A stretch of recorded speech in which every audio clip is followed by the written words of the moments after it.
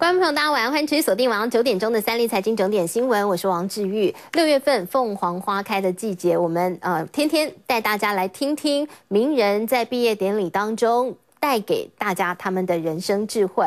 那么今天呢，要带您来听的是这一位，哇，这真的很值得好好听一听，因为呢，有人形容说，他的课，因为他是一名大学教授，他的课呢是全美国最值得上的课，哇，听起来很厉害，所以我们就好好来介绍一下他。他是谁呢？他的名字叫做亚当·格兰特，年纪非常轻，1981年出生的，今年才36岁。那么他是最年轻的华顿商学院的教授，还有人封他，因为他是心理学的教授，所以呢，有人称他为正向心理学的明日之星，还很年轻嘛，所以很多心理学的大师应该年纪可能有的大他一甲子之类的。我要来介绍一下什么叫做华顿商学院，这是一个应该说在美国算第2名的商学院，第1名是哈佛商学院，他是第2名，但是有非常多很有名的人都是华顿商学院毕业的校友，比如说巴菲特，比如说美国总统川普，比如说川普的女儿这个伊万卡，还有国内呢，我们来讲我们近一点你认识的人，辜仲亮、辜仲莹，还有辜成允，辜家的人很喜欢去上这个华顿商学院，甚至呢，他们捐了一个花园，在这个华顿商学院当中，叫做辜Family Plaza， 就是呢这个辜家的花园哈，捐给这个学校了哈。所以其实有非常多，还有很多可能大家不是那么了解他。国内很多金控的大老板都是华顿商学院的哦，所以呢，这是一个这么样有名，这么样还有一个人家讲说，华尔街当中很多很知名的这个投资家都是华顿商学院，所以呢，他这么年轻，不到30岁。他就被这个华顿商学院聘请为终身职的教授，哇，这是一个不得了的殊荣，难怪有人会说他是全美大学当中最值得上的一堂课。那待会我们来听，不过我们来讲讲他的过去了这个格兰特呢，他14岁，他想要成为这个跳水选手，他真的做到。不过他更早，他想要成为 NBA 的选手，但他说我长得不够高嘛，那我技术没那么好，所以他有放弃的勇气。他说不是什么事都要坚持到底的，你要知道放弃，所以他放弃成为 NBA 的球员的梦想，他去学跳水，那他跳得很好。但是呢，他跳得很好之后，他又放弃，因为他说他又找到他更想做的事情。他说心理学他觉得太有趣了。那么他在哈佛大学1年级的时候，他就跑去当了这个广告公司的业务，业绩好好哦。他才短短做6个月，他居然做到了这个60万美元的业绩，核心台币大概快要2000万哦。那么他很年轻，他才大1，他就做到这么不得了的业绩。后来19岁，他就被拔擢，他就变成了广告业务总监。大家也是在这个时期，他觉得好有趣哦！大家都在上班，大家花大概人生1半时间在上班，但是大家通常都讨厌他的工作。他觉得这是一个什么样的心理？他实在太有兴趣了，所以后来他就开始朝心理学的方向来发展，然后就不断的进修自己哦。所以呢，他也在这个地方得到了很好的一个成就。后来的他被 Google、被 IBM 都聘请为资深顾问，当然他的正职还是一个老师。那我们来看看，他出了这本书，这应该是他的新书，跟我们昨天听到的这个脸书的营运长桑德伯格合写的这本书，他们2位是好朋友。写的这本书呢，叫人生的第2个选择，叫做 Option B， 你其实可以有 B 计划的哦。好，那么这到底是一个什么样的过程呢？书里头写的是怎么样在逆境当中重新找回你的人生态度。桑德伯格，大家昨天也听到了他的演说嘛，她是一个很年轻丧夫的一个女人，那么如何呢？从她生命当中很严重的困境当中重新活过来哦。那么这个格兰特就扮演了非常重要的角色。那么今天呢，我们要带大家来欣赏的就是呢，格兰特，那么他获邀到了这个美国的犹他州州立大学的毕业典礼来致辞。那么他的毕业致辞非常特别，通常你不是应该要鼓励大家永不放弃，鼓励大家认真做梦，勇敢追梦，然后你一路坚持。他没有，他说永不放弃是一个很不好的建议。他说有的时候放弃反而是一种美德，这非常另类哦。那么意外的博得了满堂彩。President Cockett, Board of Trustees, faculty and staff, parents, siblings, grandparents, other family, friends, Utah State University class of 2017, and of course, Big Blue. Congratulations.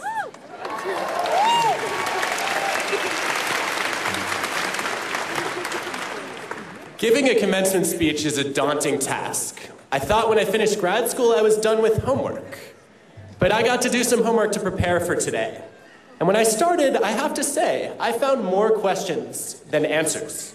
Like, why doesn't anyone deliver Aggie ice cream to Philly?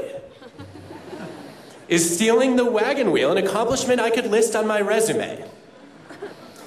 I didn't find any answers to these questions, and I decided it was time to get down to business. As a psychologist, I did what any self-respecting social scientist would do. I started reading studies of graduation speeches to find out what are these all about. And I decided that I would give a graduation speech about graduation speeches. I was hoping it would be like that Seinfeld episode with the coffee table book about coffee tables. But that's the wrong generation. It'll be like when Ryan Gosling wore a shirt with a picture of Macaulay Culkin on it, and then Macaulay Culkin wore a shirt with a picture of Ryan Gosling wearing that shirt. So today I want to give a meta graduation speech. I want to tell you what I think is missing from other graduation speeches. It turns out that almost every commencement speech is about virtues. You all know virtues well here, living by a set of worthy principles. And it turns out it's pretty easy to be virtuous when things are going well in your life. It's when you're down that your virtues really get tested. Last week, Facebook COO and I, Sheryl Sandberg, published a book, Option B, about building resilience. We all face challenges in life, whether it's a failed exam or a failed marriage, the loss of a football game or the loss of a loved one. And resilience is the muscle that gets us through these events. In the face of adversity, how do we find the strength to stand by our values, to stick to our virtues? Well, when you look at graduation speeches, there are three virtues that turn out to be really popular. They're generosity, authenticity, and grit. And if you want to live by these virtues, you will need resilience in your life. You need resilience to stay generous on the days when you lose faith in humanity. You need resilience to stay true to yourself on the days when other people have lost faith in you. And you need resilience to persevere on the days when you've lost faith in yourself. I love these virtues, but I do worry that if you're too obsessed with any of them, you might undermine your own resilience. And the reason for that is that virtues are a little bit like vitamins. Vitamins are critical for your health. But what happens if you take more vitamins than your body needs? I hope none of you have run the personal experiment to find out. But it turns out that some vitamins, like vitamin C, nothing bad will happen. No harm done if you take too much vitamin C. But other vitamins, like vitamin D, are dangerous in large doses. They can cause serious kidney problems. There was a great philosopher named Aristotle who believed that virtues were a lot like vitamin D. He thought that too little of a virtue was bad, but so was too much. And he argued that every virtue sits in the middle between the vices of deficiency and the vices of excess. Too little humor is dry, too much is silly. Too little pride makes us meek. Too much makes us narcissists. Too much self-restraint leaves you doing homework while your friends are tailgating. And too little self-restraint means you are really going to regret eating that fourth Scotsman dog. Well, if you're not a fan of the ancient Greeks, the same point was made by another great philosopher named Goldilocks. Goldilocks teaches us that, like porridge, virtues can run too hot or too cold. More is not always better. My colleague Barry Schwartz and I have argued that if you want happiness and success, you need to find the sweet spot between the extremes of too little and too much. You need to look for that just right. So let's talk about how this plays out for the major virtues that show up in commencement speeches. Generosity. It's the single most common theme in graduation speeches. Help others. That's the message of nearly 2/3 of them. And I'm a huge fan of generosity. I've spent my whole career studying it. I wrote an entire book about how it can not only drive our happiness, but also our success. I found in the long run, givers tend to outperform takers. And if you don't believe that, look no further than these amazing benefactors here, John and Karen Huntsman. They are living proof of the power of generosity. And it's true across so many different professions. It's true for engineers, salespeople, doctors. And even if giving does not guarantee more success than taking, it just turns out to be a more meaningful way to live our lives. But there's such a thing as being too generous. If you are too generous, that turns out to be a recipe for burnout. Take teachers. Education is all about helping students. So we tend to love teachers who are selfless. But in some research I did with a colleague, Reb Rebele, we actually found that the most selfless teachers ended up being the least engaged in the classroom. And their students did the worst on standardized achievement tests. So you know what this means about the best teachers. They had about as much compassion as Frank Underwood, if he were about maybe half Demogorgon. No, the effective teachers were the ones who cared really deeply about their students. But they also did what we're all advised to do on airplanes. They secured their own oxygen masks before assisting others. Now, if you're George Carlin, you laughed at that advice, saying, "I do not need to be told that." But this is critical advice for living a good life. The teachers who said, "I am going to care about students, but not at my own expense," they felt less altruistic, but they actually helped more. They were able to give in ways that were energizing instead of exhausting, and ways that ultimately were sustainable. So my advice today is help others, but don't sacrifice yourselves. A second beloved virtue is authenticity. Be true to yourself. It's a core theme in more than half of commencement speeches. And I'm not going to encourage anyone in this room to be false to yourself. Of course, you should be genuine. But if authenticity is the virtue you prize most in life, there is a real danger that you will stunt your own growth. To be authentic, you have to be crystal clear about your identity and values. Who am I? What's important to me? You need to know the answers to those questions. And if you get clear about the answer to those questions, that can tether you to a fixed anchor and close the door to personal growth. When I was in grad school, a friend asked me to give a guest lecture for her class. I was terrified of public speaking, but I wanted to be helpful, so I agreed. And I thought, as a learning opportunity, after the class, I'll give out feedback forms to find out how I can get better. And let me just tell you, it was brutal. One student wrote that I was so nervous that I was causing all the students to physically shake in their seats. I was shaking too. And let's face it, my authentic self was not a fan of public speaking. But you know what? I've started volunteering to give more guest lectures anyway, knowing it was the only way that I could improve. And I was not being true to myself. I was being true to the self that I wanted to become. Someone who was comfortable on stage, giving speeches. Well, a few years later, I was turned down for my first professor job. Because after watching me give a presentation, the hiring committee said I would never, ever be able to teach a group of students. Great message for a new professor, right? And I ended up getting hired by a different school. My first year there, I was asked to teach a 4-hour class for colonels in the US Air Force. I was 25, they were twice my age. They had dozens of medals on their uniforms, thousands of flight hours under their belts, and billions of dollars in budgets under their command. Plus, they all had cool nicknames like Stryker and Sand Dune. It was like a scene out of the movie Top Gun. And I knew I needed to establish credibility, so I started sharing my credentials. And at the end of the session, their feedback forms were even less fun than the ones from college students. One of the Air Force colonels wrote, "There was more quality information in the audience than on the podium." Dagger to the heart.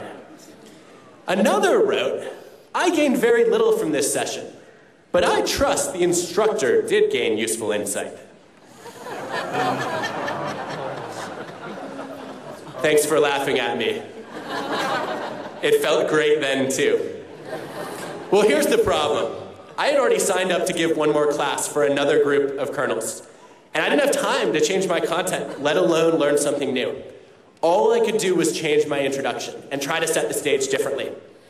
Total authenticity would have been to come in and say, "Look, I've got to be candid with you. I bombed my first class, but guess what? You're going to get the same 4 hours of material that your colleagues hated."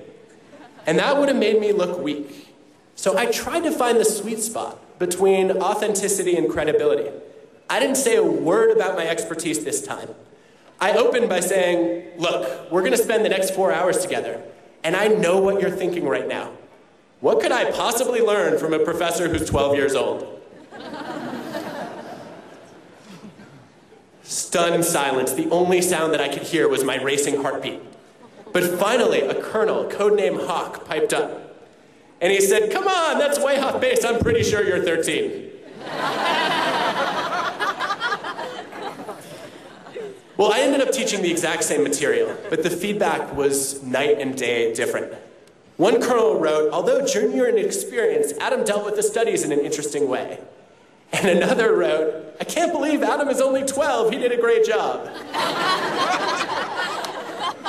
Sadly, youth is not one of those honors you get to hold on to. But my advice from that experience is you should be true to yourself, but not so much that your true self fails to evolve. Let's talk about the third popular virtue, grit. Never give up. It's the theme of more than 4 out of 10 of every graduation speeches. And look, persistence is key in life, for happiness, for success. There's the author whose novel was rejected 6 times. The artist whose cartoons were turned down over and over. And the musicians who were told, quote, guitar groups are on the way out, and you will never make it in show business. And if they could quit, Harry Potter, Disney, and the Beatles would not exist. So we admire persistence. It's one of the great American virtues. It's something that we hold dear in our hearts. It's something that we aspire for our children to live. But that's only half the story. Because for every J.K. Rowling and Walt Disney and Lennon and McCartney, there are thousands of writers and entrepreneurs and musicians who fail not for lack of grit, but because of how narrowly they apply grit. And I know this from experience. As a kid, I loved sports. I spent hours every day shooting baskets outside my house. And when I didn't make my 6th grade basketball team, I knew it was time for some expert coaching. So I signed up for Chris Webber's basketball camp. I was so excited by this that when the Orlando Magic drafted Chris Webber, I spray painted in giant letters, Shaq and Webber kick butt on my driveway. I don't know why my parents allowed this, but the Magic immediately traded Webber away to another team, and I was stuck with a giant kick butt on my driveway for 3 years. Well, I tried to work my butt off practicing, but I didn't make the 7th grade basketball team. I worked as hard as I could the next year, and I didn't make the 8th grade basketball team. And I started high school under 5 feet tall. I finally realized it was time to give up on basketball. I suddenly had a lot of free time on my hands, and I decided to try diving. The springboard kind, not the scuba kind. I walked into tryouts the first day, and the coach said, do you want the good news or the bad news? And I said, give me the bad news. He said, well, the bad news is you walk like Frankenstein, and my grandmother can jump higher than you. And I said, what's the good news? He said, diving turns out to be a nerd sport. It attracts all the people who are too short for basketball and too slow for track and too wimpy for football. So I have hope for you yet. And you know what? I ended up qualifying for the Junior Olympic Nationals twice by the time I graduated from high school. And I ended up competing at the NCAA Division I level, because it was a really easy sport. But what I learned from that experience was that never give up is actually really bad advice. Sometimes quitting is a virtue. And if you want to cultivate the virtue of grit, that doesn't mean keep doing the thing that's failing over and over again. It means defining your dreams broadly enough that you can find new ways to pursue them when your first and second plans fail. I needed to give up on my dream of making the NBA, but I didn't need to give up on my dream of becoming an athlete. All right, a fake athlete. And you see this all the time. Those of you who watch Shark Tank, I bet you have seen a pitch from an entrepreneur who has real potential as a business person, but desperately needs to give up on that current startup. Not that I have anything against a cafe where you can sip latte next to cats, or a tongue brush that lets you lick your cat's tongue, or wine for cats. Yep, all Shark Tank pitches. So I think that sometimes resilience comes from gritting your teeth and packing your bags. And other times it really comes from having the courage to admit your flaws and accept your failures. When I got tenure and decided to write my first book, my literary agent asked for a proposal. And I did something I would never wish on my worst enemy, which is I got so excited about the ideas that I ended up accidentally writing the whole book instead of just the proposal. Over 102,000 words. I sent it over, and my agent gently told me that my writing might interest a fellow academic, but that was about it, and no person in their right mind would ever read a sentence that I wrote. So if I believed in this idea of never give up, I might have gone to another agent, or I might have gone to publishers directly. But resilience meant having the strength to take the feedback to heart and start over. I had the same goal, writing a book about generosity, but a different strategy, writing something that people might actually want to read. Should have thought of that before the 102,000 words. And my agent gave me brilliant advice. He said, write like you teach. So I started over from scratch, and I threw out over 100,000 words. There were a few hundred that I couldn't let go of, which I sort of snuck into the book. But the book that I wrote that time became my first book, Give and Take, and it ended up being the reason that I have the honor of standing here on this stage. And my takeaway from that for you is don't give up on your values, but be willing to give up on your plans. Sometimes there are multiple ways to live that virtue of grit. So if I can leave you with a big thought today, it's to take a page out of this Goldilocks story. Watch out for virtues that burn too hot, not just too cold. If you want to be happy, successful, resilient, you need to find the right amount of generosity and authenticity and grit, not just the most of each of those virtues. But there's one part of the Goldilocks story that you should not take too literally. Anyone study thermodynamics here by any chance? All right, we've got a few of you. If you know your physics, if you think about the Goldilocks story, you've got 3 different bowls, and the biggest bowl should be the one that retains its heat the longest. But you know what? Goldilocks does not follow the rule of physics, it turns out. Because Papa Bear's is the hottest, as it should be. But why is Mama Bear's porridge too cold, while Baby Bear's is just right? Well, as an academic, I spend a lot of my free time thinking about these kinds of questions. And the only conclusion that I could draw was apparently Mama Bear's porridge got cold while she was busy first making sure that Baby Bear's was just right, and then reheating Papa Bear's bowl so he could build his character by burning his tongue like a proper misogynistic male bear. And I am so thrilled to see that unlike the Bear family in Goldilocks, Utah State University has played a pioneering role in challenging traditional gender stereotypes.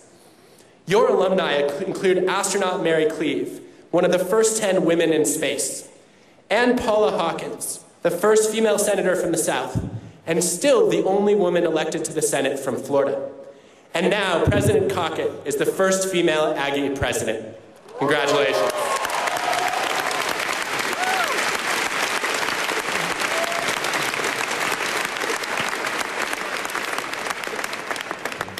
And we should celebrate the shattering of glass ceilings every time that happens. But we shouldn't get complacent, because the fight to support underrepresented groups is never finished.